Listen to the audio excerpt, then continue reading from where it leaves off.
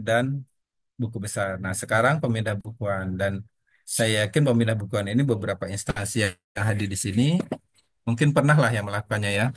Kalau sebelumnya kita pemindah bukuan itu manual. Jadi kalau misalnya mau bikin pemindah bukuan kita bikin dulu permohonannya, lampirannya, surat kuasanya, semuanya kita bikin manual.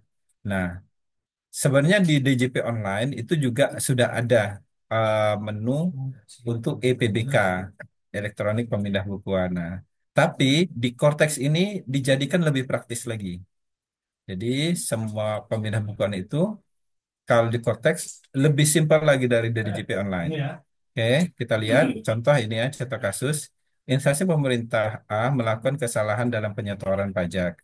Seharusnya pajak terhutang senilai 5.500.000, tapi salah menyetor menjadi 10 juta. Atas kesalahan tersebut dipindah bukan 4.500.000 ke akun deposit pajak. Nah, deposit pajak. Bagaimana penginputan dalam aplikasi Cortex? Nah, jadi di sini ada di menu pembayaran, diklik permohonan pemindah bukuan. Nah,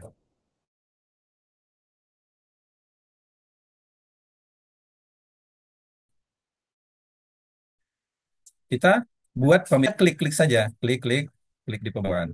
Nah, kemudian untuk data pembayaran yang mau kita pindah bukukan, kita tinggal cari.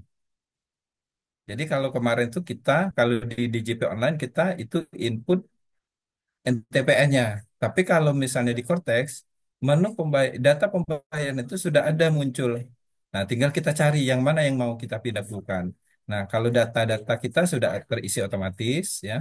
Nah, tinggal kita cari. Nah, muncullah. Nah, nanti dia kalau di kasus kan tadi pembayaran 10 juta. Dia kelebihan pembayaran ya, harusnya 5.500.000. Nah, tinggal kita pilih pembayaran yang kita mau pindah bukukan. Nah, kita tinggal isi berapa yang pindah bukan berarti kan lebih bayar tadi 4.500.000 kita masukkan jumlah yang dipindah bukan terus alasan pemindah bukuan kita isi bebas alasannya bisa diketik. Nah, kemudian tujuannya kita tinggal pilih akunnya.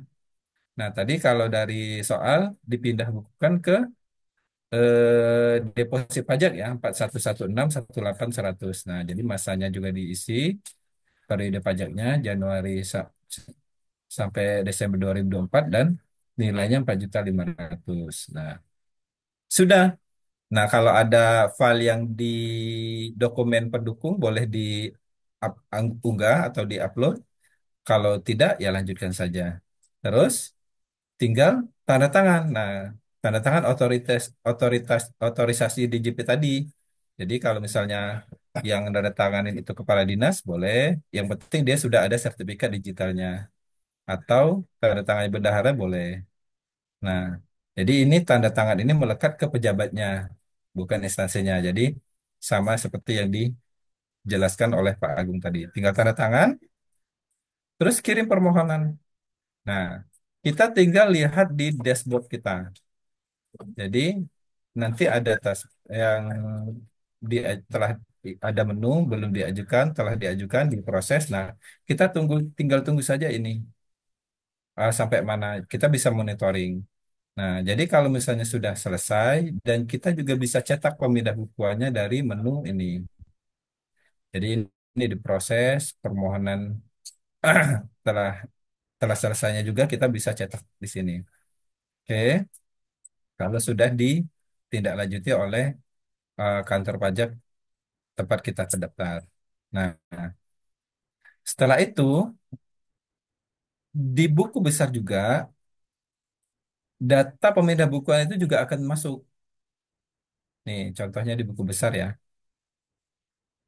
Nih. Nah, jadi data pemindah bukuan kalau ini tadi pemindah bukunya. Nah, kalau sudah jadi, kita bisa lihat nih dan kita bisa cetak. Jadi kita kalau untuk pemindah bukuan tidak perlu ke kantor. Jadi tinggal klik-klik, pilih, isinya lebih simpel lagi daripada yang di JP online. Apalagi dulu kita melakukan pemindahan bukuannya masih punya dan seharusnya kantor tempat kita terdaftar. Nah, jadi kalau misalnya melalui Cortex, kita cukup di kantor saja. Oke. Nah,